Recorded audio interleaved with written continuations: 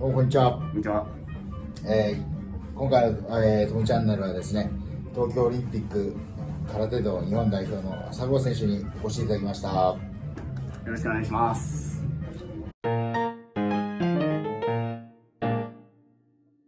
いや、もう終わってしまったことなんですけど、とりあえず出場おめでとうございます。ありがとうございます。なんか今回は一回出場権が決まって、なんか予選がコロナでどうなるこうなるとかで一回取り消されたよね。はい。そうですね。一回取り消しになって、また再選考という形で。はい。なんかね、複雑だったよね。そうですね。はい。いや、決まったならそのまま行かしてくれよみたいなのね。そうですね。はい。予選をやるね、はい。でも他の競技でも結構あって。そうですね。で、一応2020年の8月7月か。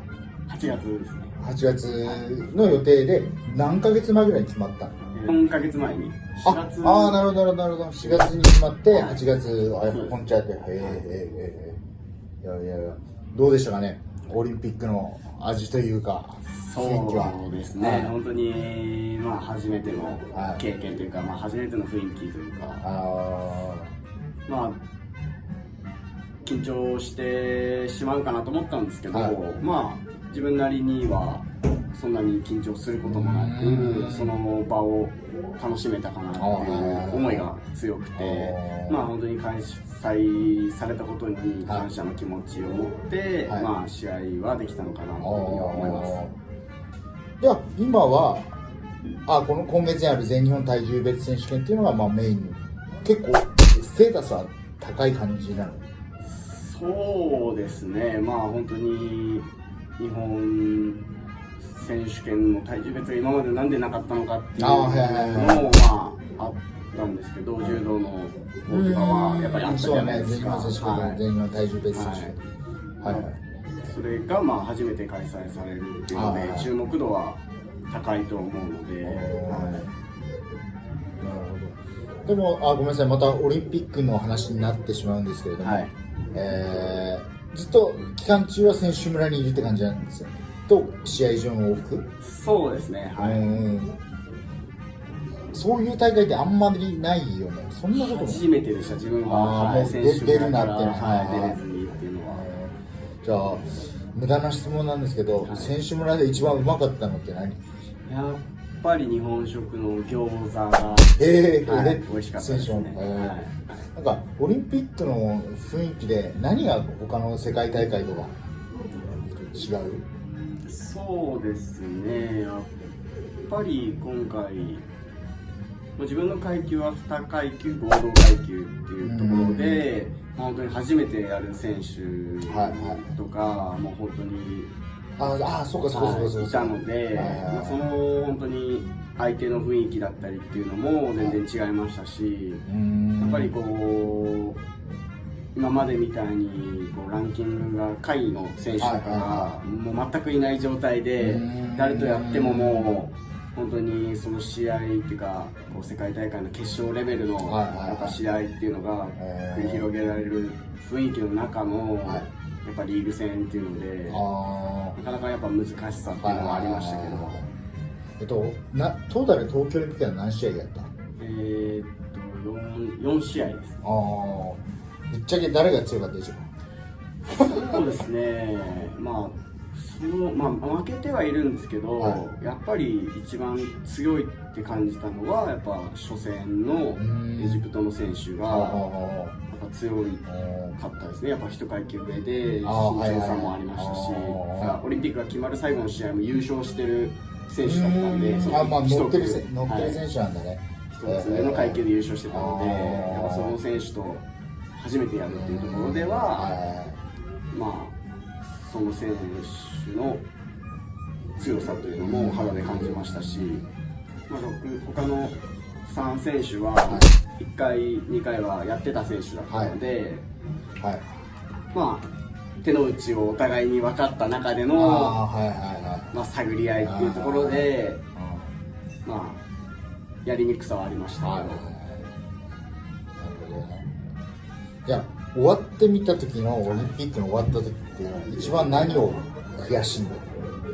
そそうですね、まあでも本当に悔しさっていうのはやっぱりメダルが取れなかった悔しさっていうのが、まあ、一番ありましたけど、はい、まあ本当にまあ出れること自体自分の中では奇跡というか、そこは本当に選考レースが始まった時には自分が出れるとも思ってなかったところがあったので、そんなこと言いながら世界2位ですからね。いやいやいやいやそうですね。